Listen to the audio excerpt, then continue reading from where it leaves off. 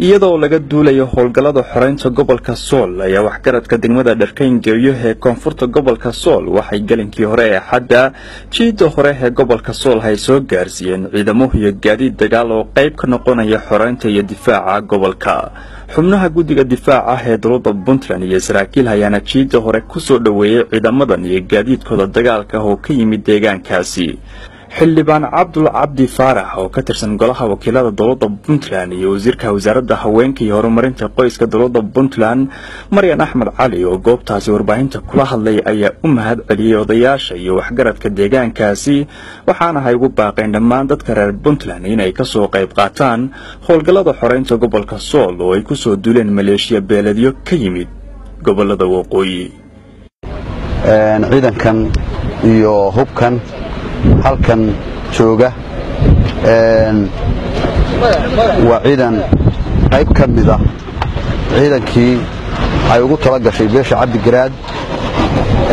ama Khayr Cabdi qofsida u yaqaano waa nin yaabihiisa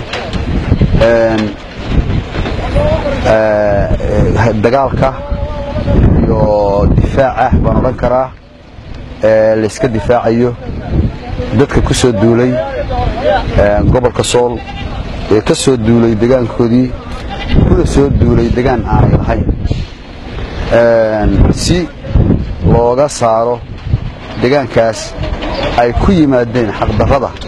qabaliga ah. ciidankaasi waa ciidanka arkayseen qaybtii koowaad weeye waxaan oran karaa qaybtii labaad weeye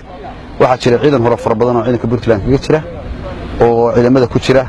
lama oran karo kaas ciidan beelad buu ahaa laakiin ciidankani waa ciidan beelad ah oo beesha ay ugu tala gashay inay ka qayb qaataan difaaca deegaankooda inay ka qayb qaataan. runtii waan mahad celinayaa odayaasha beesha iyo waxgaradka oo qayb muhiim ah iyo door muhiim ah ka ciyaaray ciidankani inuu halkan yimaado. waxaan maanta halkan u joognaa annagoo ka tirsan beesha Khayr Cabdi inaan wareejino ciidankii beeleedkii laga keenay carrigeenni waxaanan la socodsiinaynaa cid walba inaan diyaar u nahay ka qaybgalka difaaca waddankeenna iyo xoreynta difaaca waddankeenna lagu soo duulay sida xaqdarrada ah. waxaan salaan idinka sidnaa beeshii oo dhan kooda u yar iyo kooda u weyn iyagoo idin soo faray fariin ah in ay diyaar u yihiin intan maanta hadda joogta aad u jeedaan laba jibaarkeed ayaa diyaar ahaa hase yeeshee waa naga soo daba socdaan. teknikadan aad u jeedaan waa teknikada idinku soo talagaleen in lagu difaaco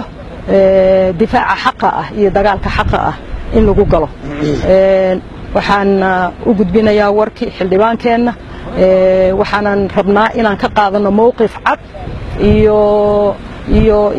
inaan diyaar u tahay beesha inay ka mid tahay ciidanka u dagaalamay horeyna waa ugu jireen jiida hore haddana waa ka diyaar ay u yihiin kuwa kalena waa ku soo jiraan. ilaahay waxaan ka baryayaa inaan guuleysano ilaahay waxaan ka baryayaa kuwii gacan sareeyay inuu ilaahay naga dhigo. maxamed bileeg gelle warbaahinta dowladda